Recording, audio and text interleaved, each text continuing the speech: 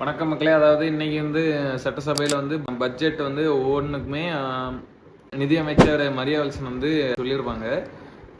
இதில் மேக்ஸிமம் எல்லாமே நல்ல திட்டம் தான். ஆனால் ஒரு சில திட்டம்லாம் இந்த தங்க மோதிரம் திட்டம், அண்ணன் சீர், அதாவது தங்க விலை எங்கேயோ போயிட்டு இருக்கு இந்த டைம்ல. இது மக்களுடைய வரி பணத்தை தேவையில்லாம வேஸ்ட் பண்ண மாதிரி. மொத்தமா ஒரு 20 திட்டம் மெயினா சொல்லியிருக்கு. நிறையவே நல்ல திட்டமும் இருக்கு. ஆனா இந்த தங்கம் இதெல்லாம் என்ன பொறுத்த வரைக்கும் ஒரு ஆடம்பரமான ஒரு செலவு இது. ஆனா கண்டிப்பா தேவைன்னு ஒண்ணு சொல்லணும்னா அது விவசாயிகளுக்கான விவசாய கடன் தள்ளுபடி.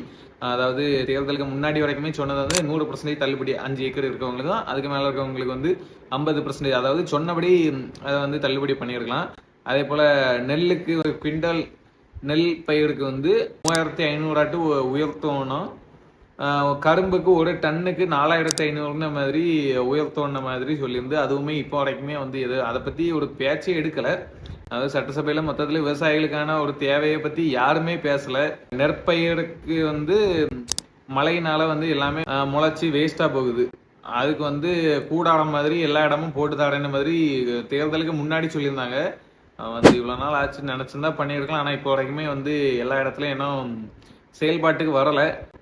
இந்த மாதிரி தங்க மோதிரம், அண்ணன் சீர் அதெல்லாம் கூட நீங்க பைய பண்ணலாம். ஆனா இந்த மாதிரி விவசாய கடன், விவசாய நெல் பயிர் சேமிப்பு கூடாரம் முன்னுரிமை கொடுத்து பண்ணீங்கன்னா நல்லா இருக்கும். நன்றி, வணக்கம்.